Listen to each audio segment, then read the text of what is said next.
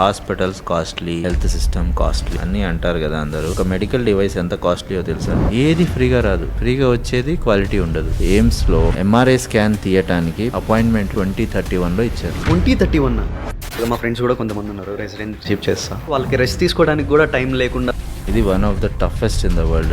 There is no defined time period. ఇన్ని గంటలే మీ duty, ఈ టైం తర్వాత మీరు వెళ్ళిపోవచ్చు అనేది ఎక్కడ డిఫైన్ చేసి లేదు. మెడిసిన్ చేయటం అనేది చిన్న విషయం కాదు. అసలు మెడిసిన్ సీట్ రావటం అనేది చిన్న విషయం కాదు. ఒక రామాయణం మీరు తీసుకోండి, 14 years రాముడు జంగల్లో ఉన్నాడని చెప్తాం కదా. MBBS టు నువ్వు ప్రాక్టీస్ లోకి వచ్చేది అది ఒక వనవాసమే.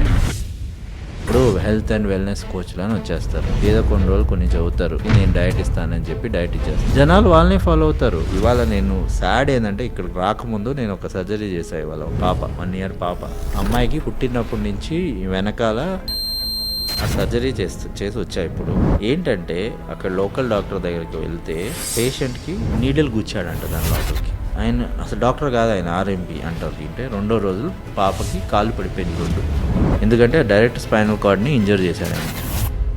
మళ్ళీ చెప్తున్నాను, ఇవన్నీ ఇండియాలోనే చేయగలుగుతాం. ఇవన్నీ జరుగుతూ ఉన్నప్పుడు ఫ్యూచర్ జనరేషన్లో డాక్టర్ అవ్వాలని కూడా ఎవరు అనుకోరు. మన మెడిసిన్ని ప్రాక్టీస్ అంటాం, లాయర్ని ప్రాక్టీస్ అంటాం. ఎందుకంటే we practice every day. We are not perfect. Every day we practice.